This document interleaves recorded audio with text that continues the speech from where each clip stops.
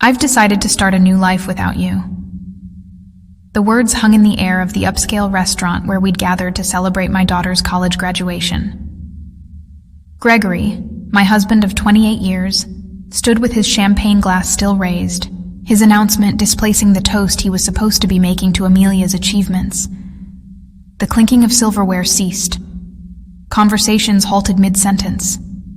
50 pairs of eyes darted between Gregory and me, waiting for my reaction, for the tears, the shouting, the dramatic exit everyone expected. Instead, I smiled. "Congratulations on your honesty.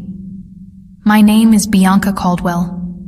I am 54 years old, and until this moment, I had been playing the role of the devoted wife and mother perfectly.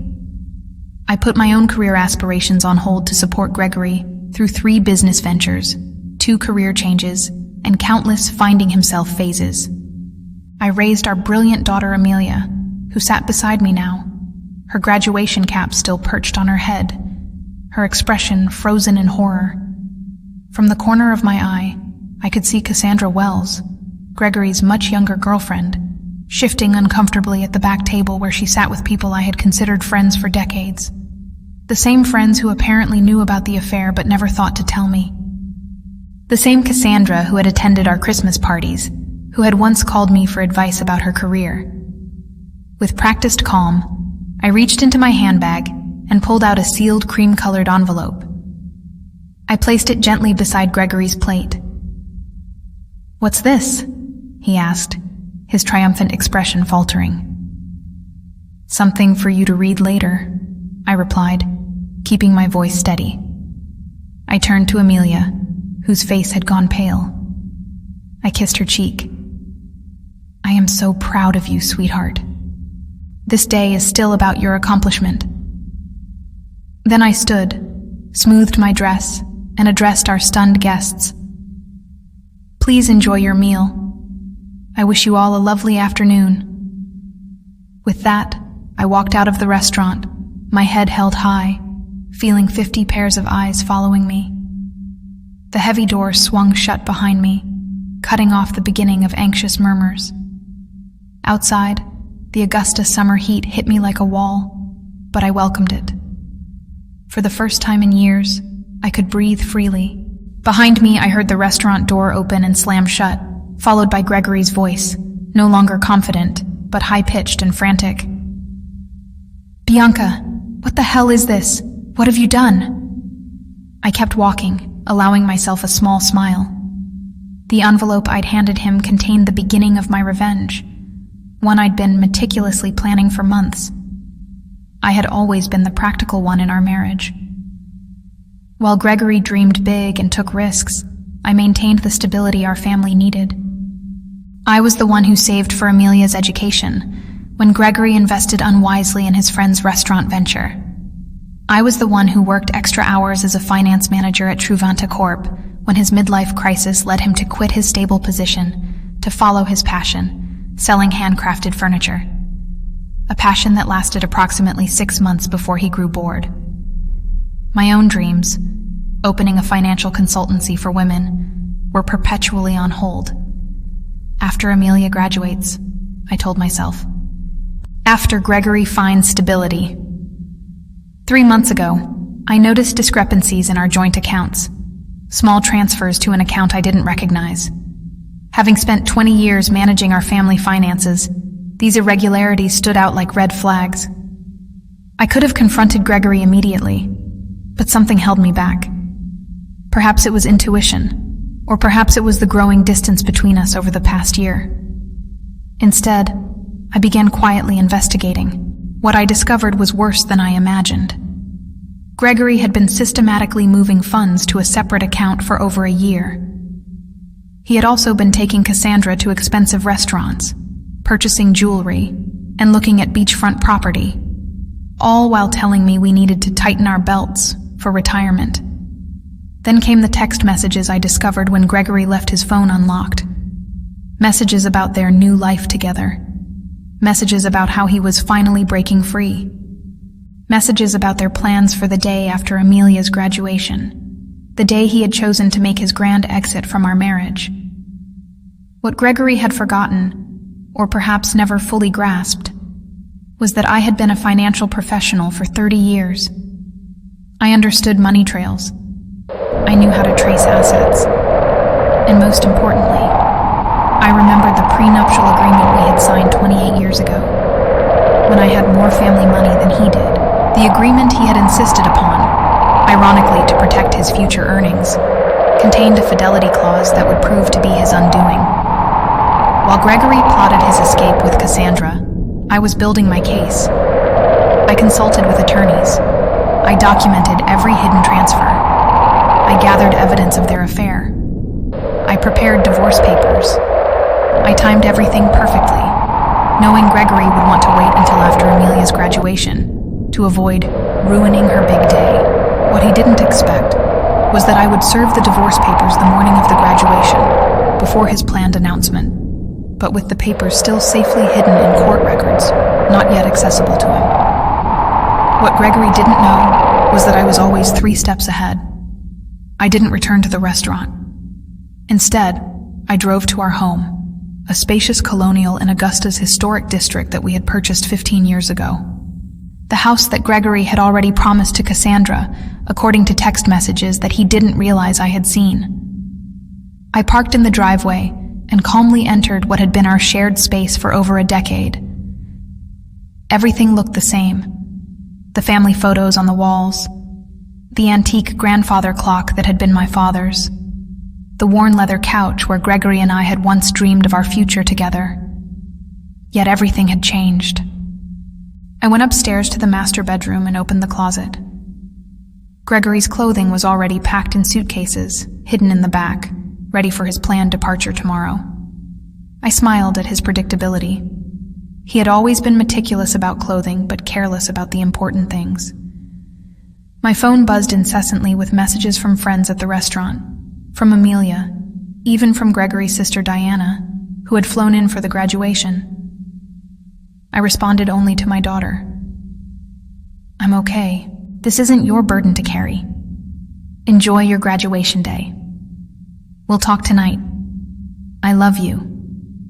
I had protected Amelia from the truth for months, not wanting to overshadow her final semester with family drama.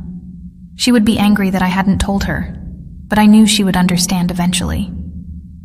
Amelia had inherited my practicality along with her father's charisma, a powerful combination that had helped her graduate with honors. 3 hours later, I heard Gregory's car in the driveway. The front door slammed open. "Bianca!" he shouted, his voice echoing through the house. "Where are you?" I was sitting in the living room, calmly reviewing documents on my laptop. I closed it as he stormed in, his face flushed with anger, the envelope clutched in his hand. "What is the meaning of this?" he demanded, waving the papers. "You served me with divorce papers? Today of all days?" "I thought it aligned nicely with your plans," I replied calmly. "You wanted to start your new life. I'm simply helping facilitate the transition." "You had no right to—" "I had every right," I interrupted, my voice steady. "Just as you had every right to choose Cassandra. We all make choices, Gregory." "The prenup expired years ago," he said, his voice suddenly smug. "Any lawyer will tell you that." I allowed myself a small smile. Actually, it didn't. Section 12 specifically states that the fidelity clause remains in effect for the duration of the marriage. Your lawyer should have explained that to you. Oh wait, you didn't consult one, did you? The color drained from his face as reality sank in. The prenup he had insisted upon to protect his potential wealth would now cost him everything. The house, the vacation property in Savannah, his portion of our retirement accounts. His grand gesture at the restaurant had just become the most expensive announcement of his life. "You can't do this to me," Gregory said, collapsing onto the couch. "We built this life together, and you chose to end it," I replied, though not in the way you planned. Gregory's phone buzzed persistently in his pocket. He glanced at it, then ignored it. Cassandra, no doubt, wondering where he was and why he wasn't following their carefully orchestrated plan. "You've always been calculating, Bianca, but this is cold," he said, trying a different approach. "What about our history? 28 years together means nothing?" I studied him. This man I had loved for nearly 3 decades. The man who had held my hand through 2 miscarriages before we had Amelia. The man who had once surprised me with a weekend trip to Charleston for our 10th anniversary. When had he changed? Or had he always been this person, and I had been too devoted to notice? Our history meant everything to me, I answered truthfully. "That's why your betrayal hurt so deeply." His expression softened momentarily, perhaps seeing an opening. "Then maybe we can fix this. I made a mistake. People make mistakes." "This wasn't a mistake, Gregory. This was a calculated plan spanning more than a year. You systematically moved our money. You looked at property with her. You planned to announce our separation publicly to humiliate me." His face hardened again. "You're exaggerating. Am I?" I picked up my phone, opened the recording app, and played his own voice.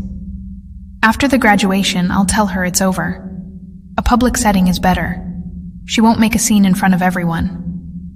Then Cassandra's voice, "And she has no idea about the money."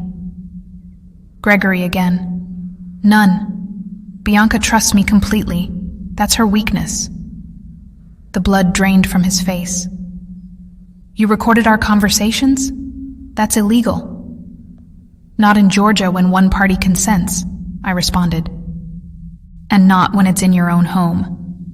I didn't record your private moments with Cassandra. I'm not cruel.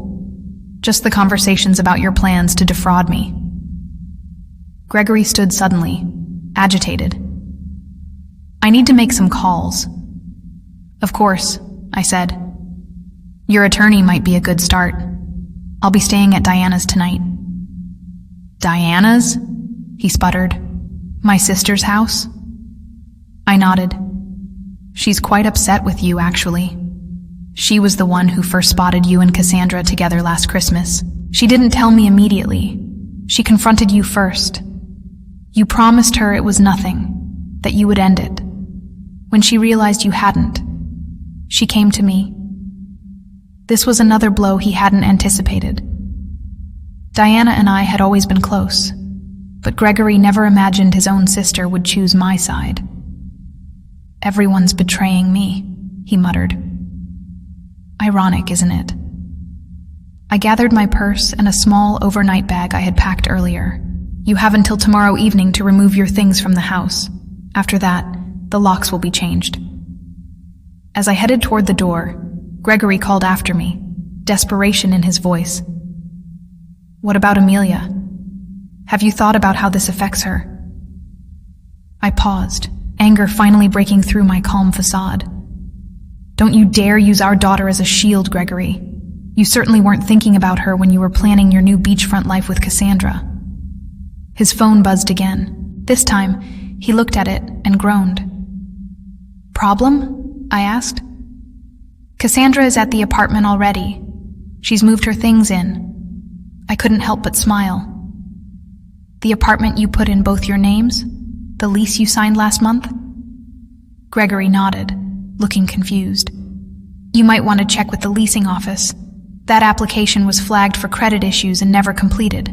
The agent called our home phone to verify information. I handled it myself." I walked out the door, leaving Gregory to face the first of many consequences. His perfectly planned new life was unraveling faster than he could process. Diana lived in a charming bungalow across town, close to the university where she taught literature. When I arrived, she greeted me with a fierce hug. "I just heard from Amelia," she said, pulling me inside. "Are you okay?" "I'm better than I expected," I admitted, following her to the kitchen where a bottle of wine was already open. "I never thought Gregory would make such a spectacle," Diana said, pouring 2 glasses. "The restaurant? In front of everyone? He's lost his mind." "It was meant to humiliate me," I explained, accepting the glass. A public rejection, so I couldn't fight back without looking hysterical. Diana's face darkened. My brother always did have a flair for drama, but this is beyond anything I expected from him.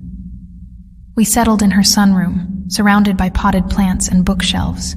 Diana had never married, preferring her independence and academic pursuits. Over the years, I had sometimes envied her freedom. "What did you put in that envelope that made him so upset?" she asked. I explained the contents, the divorce filing, the evidence of his financial deception, and most importantly, the prenuptial agreement that would leave him with far less than he had planned. "The prenup," Diana mused. "I remember when he insisted on it. Father had just given him that money for his first business, and he was so worried about protecting it." She laughed bitterly. "The irony is delicious." My phone rang. Amelia. I took a deep breath before answering. "Mom," she said immediately, her voice strained. "I'm coming over to Aunt Diana's." "Honey, you don't have to—" "I'm already on my way," she interrupted. "Dad is telling everyone you've lost your mind, that you've been planning this for months. He's saying horrible things." Of course he was. Gregory always rewrote narratives to cast himself as the victim. "Let him talk," I said. "The truth will become clear soon enough." 20 minutes later, Amelia arrived, still in her graduation dress, but with her makeup smudged from crying. She fell into my arms like she used to as a child after a nightmare. "Why didn't you tell me?" she asked, her voice muffled against my shoulder. "I didn't want to ruin your final semester," I explained. "You worked so hard for this day." She pulled back, wiping her eyes. "Well, Dad took care of ruining it anyway." We moved to Diana's living room, where Amelia finally got the full story. How I had discovered the affair, the financial deceptions, and the plans Gregory and Cassandra had made. "I knew something was off with Dad," Amelia admitted. "He's been different, distracted, always on his phone. But I never imagined—" "None of us want to see these things in people we love," Diana said gently. My phone buzzed with a text message from Philip Anderson, my attorney. The emergency filing had been approved. The accounts I had identified were frozen, pending the divorce proceedings. Gregory now had limited access to funds, enough for living expenses, but not enough to follow through on the property purchases he had planned with Cassandra. I showed the message to Diana and Amelia. "Good," Amelia said firmly. "He deserves it." My daughter's loyalty warmed me, but I wasn't naive. "He's still your father," I reminded her. "Your relationship with him is separate from what's happening between us." Amelia shook her head. "Maybe someday, but right now I can't even look at him.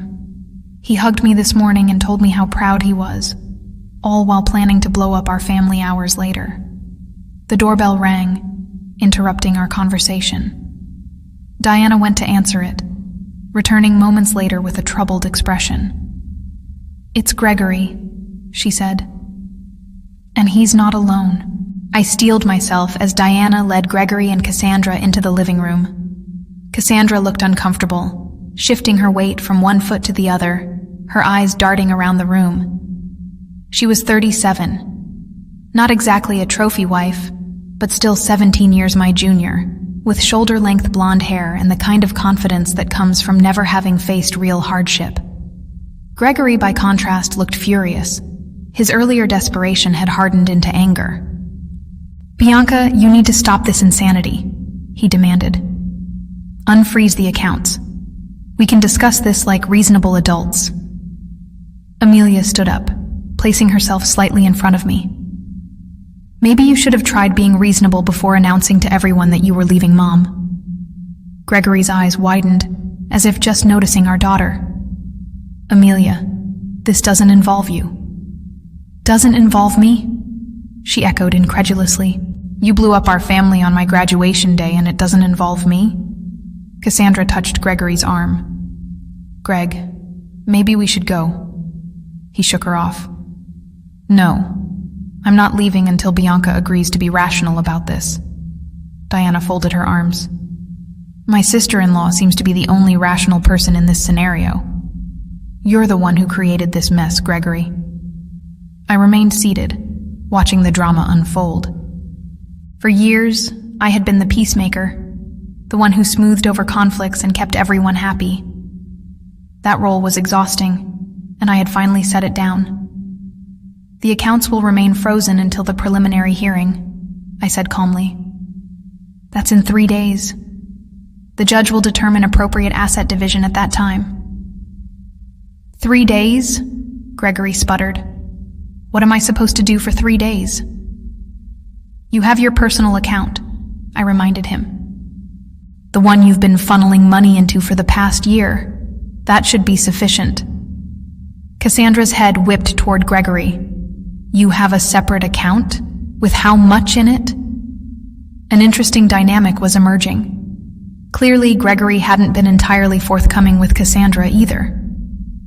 Gregory ignored her question. This is vindictive, Bianca. This isn't like you. Perhaps you never really knew me, I replied. Just as I apparently never really knew you. Amelia turned to Cassandra. Did you know he was going to announce it like that? At my graduation celebration? Cassandra had the decency to look ashamed. I thought he was going to talk to your mother privately. The announcement today was unexpected. Gregory shot her a betrayed look. Cracks were already forming in their united front. I think you both should leave, Diana said firmly. You've upset Amelia enough for one day. Amelia, Gregory pleaded. You understand that relationships change, don't you? Sometimes people grow apart. My daughter's face hardened in a way I had never seen before. What I understand is that you're a coward who couldn't even give Mom the dignity of a private conversation. What I understand is that you were stealing from our family while I was working 2 jobs to help pay for my textbooks because you said money was tight. Gregory paled. That's not how it was. It's exactly how it was. Amelia cut him off. Please leave, Dad. I can't look at you right now. The silence that followed was deafening. Finally, Gregory turned to go, Cassandra trailing behind him. At the door, he paused and looked back at me. This isn't over, Bianca. I'll fight you on this. I met his gaze steadily. You're welcome to try. After they left, Amelia collapsed next to me on the sofa, tears streaming down her face. I've never talked to Dad like that. I wrapped my arm around her shoulders. Sometimes standing up for what's right is painful. Diana brought us fresh glasses of wine. To new beginnings, she said, raising her glass. Indeed, I thought. This ending was just the beginning of something new. The preliminary hearing took place in a small courtroom on a rainy Tuesday morning. I arrived with my attorney, Philip, while Gregory came with a lawyer he had hastily retained, a young associate from a firm that specialized in corporate law, not family matters. Gregory's poor choice of representation was yet another consequence of his rushed planning. The judge, an older woman with sharp eyes and no patience for dramatics, reviewed the prenuptial agreement carefully. This document appears to be in order, she said, looking over her reading glasses at Gregory's attorney. Do you contest its validity? The young lawyer cleared his throat. Your Honor, we believe the agreement has expired due to the length of time that has passed. Section 18 clearly states that the duration is for the term of the marriage, plus any legal proceedings resulting from its dissolution. The judge read aloud. There is no expiration date indicated. Gregory leaned forward to whisper urgently to his lawyer, who looked increasingly uncomfortable. Furthermore, the judge continued, the evidence of systematic fund transfers appears to violate the financial disclosure requirements in Section 23. She shuffled through the papers, then looked up. I am ruling to maintain the freeze on joint accounts pending full financial discovery. Mr. Caldwell's personal account will remain accessible to him. The family home will remain in Mrs. Caldwell's possession during proceedings, as stipulated in the prenuptial agreement's infidelity clause. Gregory's face flushed dark red. This is outrageous, he muttered, loud enough for me to hear. The judge fixed him with a stern look. Mr. Caldwell, I suggest you review the agreement you signed more carefully. This court will reconvene in 30 days for the full hearing after discovery is complete. As we left the courtroom, Gregory caught up to me in the hallway. Bianca, please. We need to talk about this reasonably. 28 years together has to count for something. It counted for everything, I replied, until you decided it didn't. I walked away, leaving him standing alone in the courthouse corridor, the weight of his choices finally beginning to sink in. Word spread quickly through our social circle. Friends called daily, some offering support, others seeking gossip. I maintained a dignified silence about the details, simply saying, Gregory and I are separating. These things happen. Meanwhile, Gregory's carefully constructed facade was crumbling. The image he had cultivated, successful businessman, devoted family man, was tarnished beyond repair. The financial freeze meant he couldn't follow through on promises made to Cassandra. The beachfront property they had been planning to purchase fell through. The luxury car he had put a deposit on had to be canceled. 2 weeks after the hearing, Diana called me, her voice tinged with amusement. Have you heard the latest? Cassandra moved out. Already? I wasn't entirely surprised, but the speed was impressive. Apparently, she discovered that Gregory's business isn't doing as well as he claimed. The substantial savings he talked about don't exist. She told her friend Jennifer that she didn't sign up to date a man with financial problems. I couldn't help but laugh. He always was good at creating illusions. Meanwhile, I was rebuilding. The financial security I had always maintained, separate from our joint accounts, gave me freedom Gregory hadn't anticipated. I rented a small office space downtown and began setting up the consultancy I had dreamed about for years. My first clients were 2 women going through divorces of their own. Word of mouth brought more. I specialized in helping women understand their finances during major life transitions. Divorces, widowhood, career changes. The work was immediately fulfilling in a way my corporate job never had been. Amelia, who had accepted a job with a marketing firm in Charleston, called me regularly. I'm so proud of you, Mom, she told me after I described my growing client list. You're helping people during their worst moments. I'm just doing what I wish someone had done for me earlier, I replied. Preparing women for whatever might come. Being needed for my expertise rather than my caregiving was a novel and empowering experience. Word count, 300. The final divorce hearing fell on what would have been our 29th anniversary, a fitting end to a chapter of my life that had lasted nearly 3 decades. Gregory arrived looking haggard. I later learned that his business was struggling without my financial support and guidance. Cassandra was long gone, already dating a real estate developer from Savannah. Most of our mutual friends had distanced themselves from him after learning the full story of his deception. The judge upheld the prenuptial agreement in its entirety. Gregory left with his personal possessions, his struggling business, and the money in his private account, which, after paying his attorney, was barely enough to secure a small apartment. I retained our home, my retirement accounts, and 70% of our joint investments, exactly as the prenuptial agreement stipulated in cases of infidelity. The justice was poetic. The very document Gregory had insisted upon to protect himself had become his downfall. As we left the courtroom, Gregory approached me one last time. I made a terrible mistake, he said quietly. Is there any chance we could... No, I interrupted, gentle but firm. That door is closed. I understand, he replied, and for once, I believed he did. I hope you find happiness, Bianca. You deserve it. It was perhaps the first honest thing he had said to me in years. 6 months later, my consultancy, Caldwell Financial Transitions, was thriving. I had moved from the small office to a larger space and hired 2 associates. I specialized in helping women secure their financial futures, particularly through major life changes. Amelia visited often, proud of what I had built. "You know what's ironic?" she said during one visit.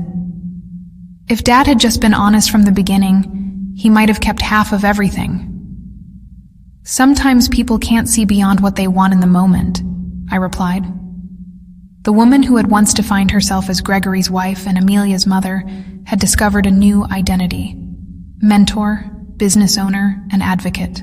The envelope I had handed Gregory at the restaurant hadn't just been my escape plan, it had been the key to a door I never knew existed. Behind it, I found not just revenge, but reinvention. In securing my financial future, I had also reclaimed something far more valuable: myself.